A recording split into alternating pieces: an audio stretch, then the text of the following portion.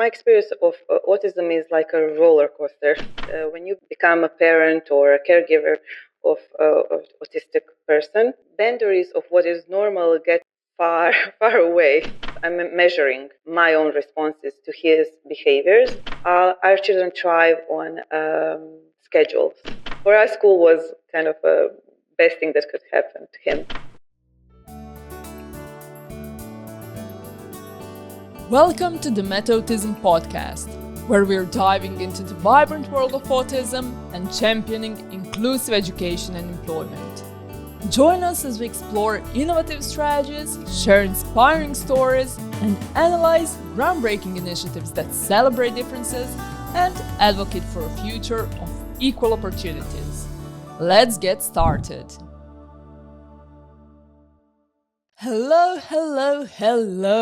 How are you? Welcome to the very first episode of Metautism podcast. I'm your host, Klara, and I'm super excited to be speaking with Iva Klarić from Croatia. Iva is the mother of Šimun, a 9-year-old child on the autism spectrum. In the last couple of years, she has really stood out in her local community of Slavonski Brod as coordinator of Plavi Association. Plavi in English means blue flower, and they aim to improve the quality of life for people on the autism spectrum, as well as their families, teachers, caretakers, and others. They did massive leaps of improvement with their programs, initiatives, and activities. This episode will be divided into 2 parts, so please subscribe or follow wherever you're listening to your favorite podcasts and come back in a couple of days for part 2. Today, however, we will learn more about inclusion in education, as well as how we can be more supportive and understanding as a society. Iva, welcome to the show. Well, thank you very much for having me. We are, and when I say we, I say everybody in the association, very glad that this project is kind of coming along, and it's really something important for our children.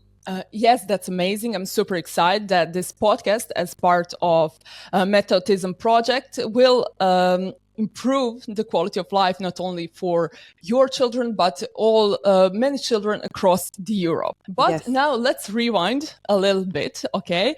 And tell me the story of when Šimun was diagnosed and how did that impact your family's life? There's a saying that says if you met one child with autism, you have met only one child with autism. What I want to say by this is that my experience of autism and Šimun's and our family's experience of autism doesn't have to be the same as the experience of other families and people. Children that have autism are, as they say, on spectrum, which means that they really differ. And sometimes they differ so much that what I might feel that autism feels like, other people don't. My son Šimun is 9 years old, and we started having suspicions about autism or some kind of a delay when he was a year and a half. And that's when we started going to doctors, different types of specialists. The truth is that at the beginning they didn't think that he had autism. My son at the beginning was specific. He had a great eye contact. He was kind of, warm and everything, but he didn't speak, and he had different sensory issues. And over time, it became evident to all of us that it was autism. Now, Šimun is 9 years old, and despite of trying almost anything I could think of to help him, different types of therapies. We also traveled the world. We've been to America, to different parts of Europe, and my son still has big delays, and he's still nonverbal, and he doesn't understand all of the language. He understands some basic language. He has difficult sensory issues. He has OCD, and we struggle with sleep, with eating disorder, with a lot of different things. When I speak about autism, I like to say one thing, that when you kind of become a parent or a caregiver of an autistic person, boundaries of what is normal get, far, far away. We kind of deal with things that are going at the moment, and I think of normal, whatever it is, acceptable for him at this moment.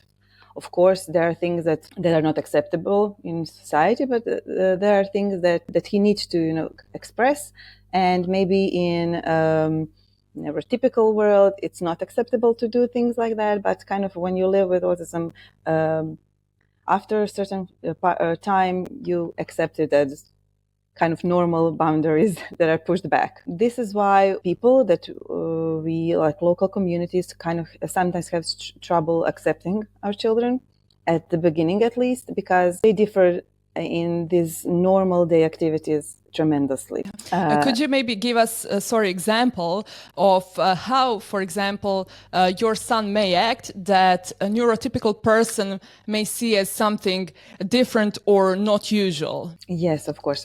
My experience of autism is like a roller coaster.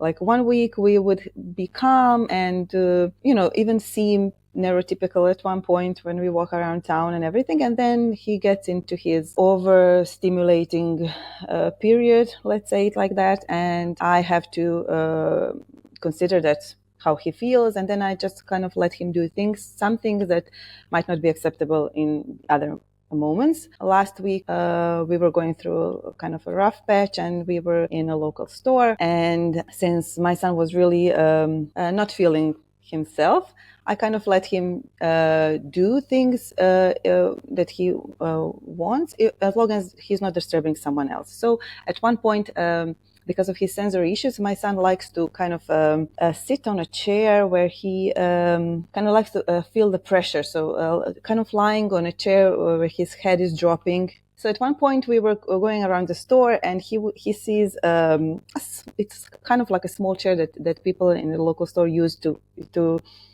kind of grab something that is higher, and he sat on that and kind of even lied on it, but he was in a corner, not disturbing anyone. No one was there, and I kind of let him do that. He was silent, he didn't disturb anyone, and I was shopping like a meter from him for something.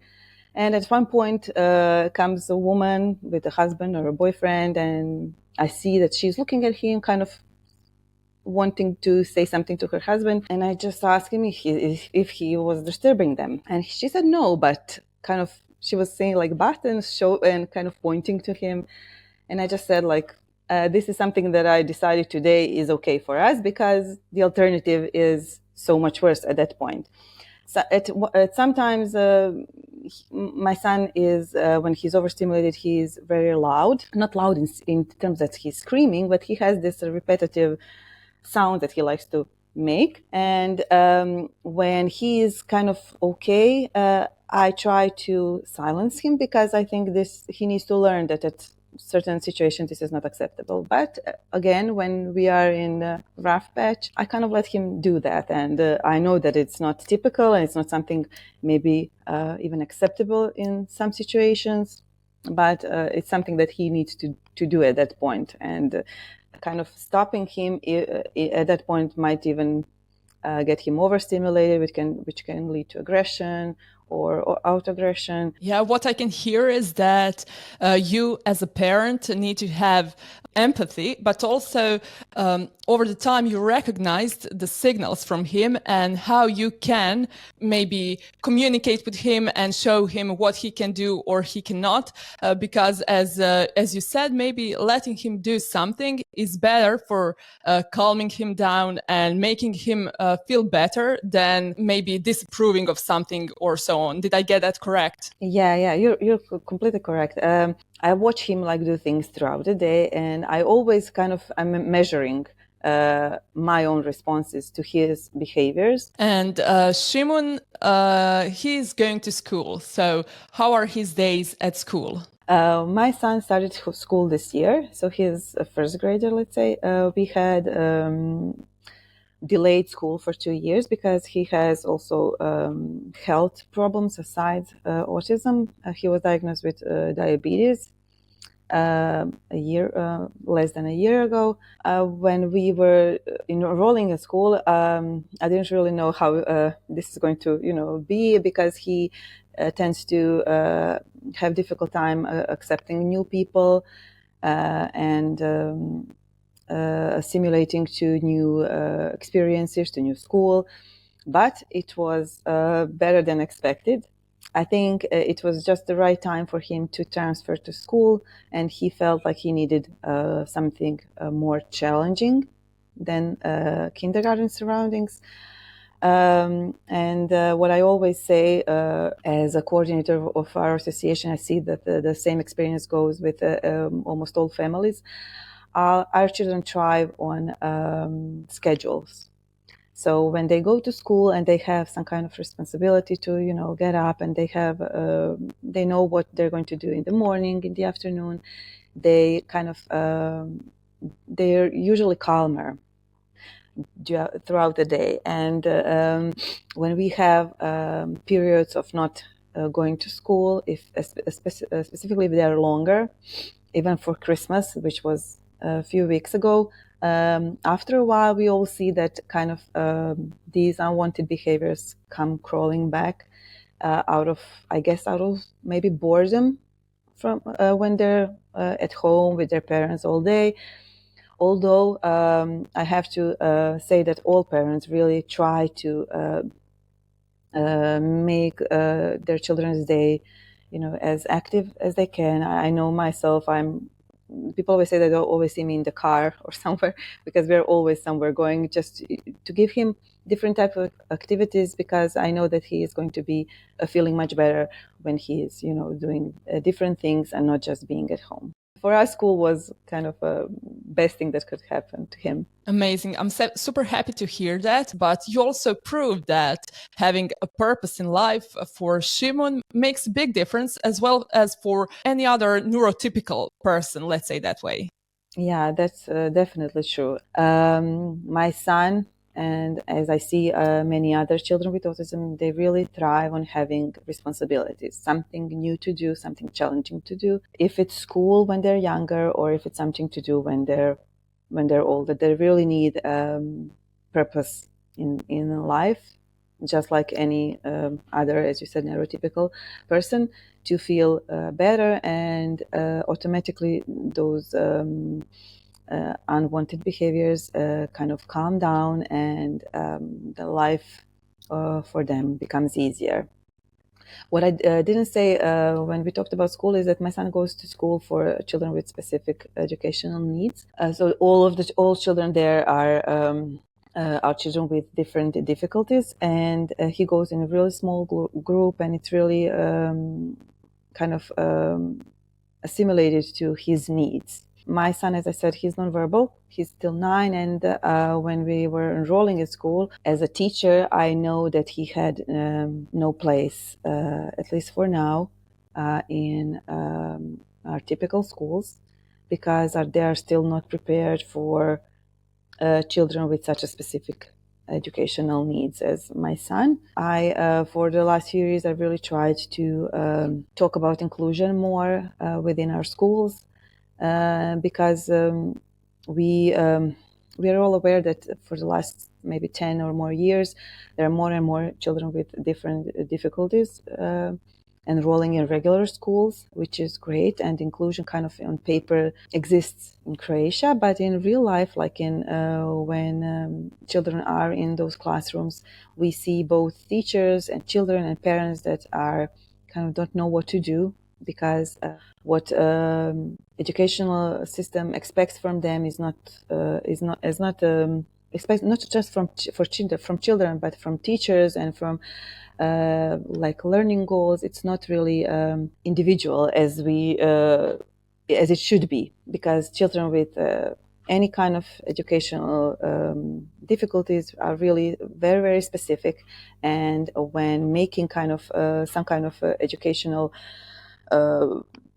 process made for them, you really need to go and be very much individual about their abilities and disabilities. You often emphasize how much in contact and in communication should teachers and parents be. So why is that so? Well, I always say that our children are very specific, and it takes time to get to know them, to see what triggers them, what triggers their unwanted behaviors, what calms them, what helps them to calm.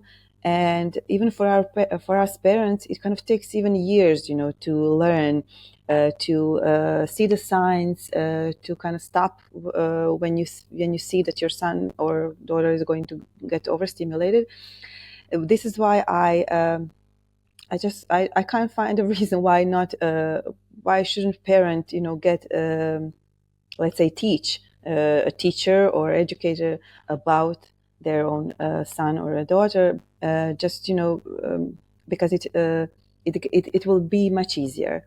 I see a lot of schools that kind of don't allow parents to be a part of this educational process in that way, and I think this is a big mistake, because when children come to school, they it takes 2 or 3 years for them to learn about that child, which can be avoided if they only kind of get parents much more involved. Wow, this was such an amazing and inspiring part 1 of our first episode.